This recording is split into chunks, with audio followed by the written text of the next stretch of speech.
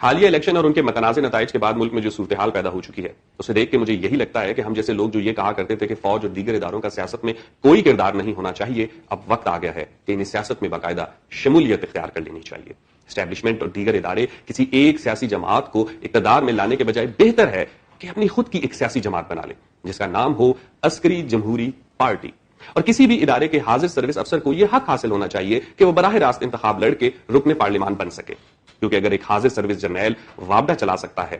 اسپارکو کا سربراہ بن سکتا ہے، ٹیلی کمیونیکیشن سنبھال سکتا ہے، تو وہ رکن پارلیمان بن کے قانون سازی بھی کر سکتا ہے۔ کم سے کم اس طریقے سے عوام میں مینڈیٹ کے چوری ہونے کا غم و غصہ تو نہیں ہوگا۔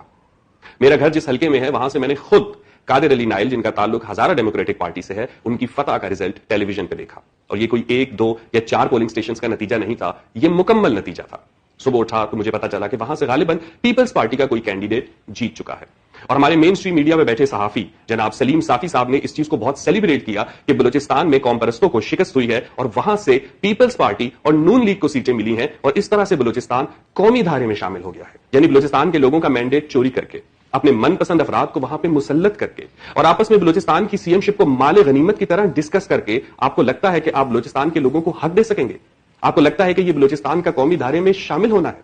آپ کو لگتا ہے کہ ایک شخص عمران خان کی تصویر اپنے بینر اور پوسٹرز پہ لگا کے عوام سے ووٹ لے اور الیکشن جیتنے کے ایک دن بعد نون لیگ میں شامل ہو جائے، یہ جمہوریت ہے؟ ایسی بے غیرت، ایسی بددیانت جمہوریت کی ہمیں کوئی ضرورت نہیں ہے۔ اور وہ تمام بڑے بڑے سیاسی لیڈرز جو آئے روز اپنی تقریروں میں ہم پر یہ احسان جتاتے ہیں کہ انہوں نے اس ملک میں جمہوریت کے لیے بہت سی قربانیاں دی ہیں، وہ ایک بار یہ بھی تو بتائیں کہ وہ اقتدار میں آئے کیسے؟ یعنی میاں نواز شریف صاحب کو یہ گلہ تو ہے کہ 2018 کے الیکشن میں دھاندلی ہوئی، ان کے خلاف کیسز بنائے گئے، انہیں نااہل قرار دیا گیا، لیکن کیا وہ ایک دفعہ یہ بتانا چاہیں گے کہ 80 اور 90 کی دہائی کی سیاست میں وہ کیا کر رہے تھے؟ وہ اقتدار میں آئے کیسے تھے؟ پیپلز پارٹی کو اپنی شہادتوں پہ اور اپنی قربانیوں پہ بہت فخر ہے، تو وہ یہ بھی تو بتائیں نا کہ بھٹو صاحب نے 71 میں مینڈیٹ چوری کر کے حکومت بنائی تھی جس کی وجہ سے ملک ٹوٹ گیا تھا۔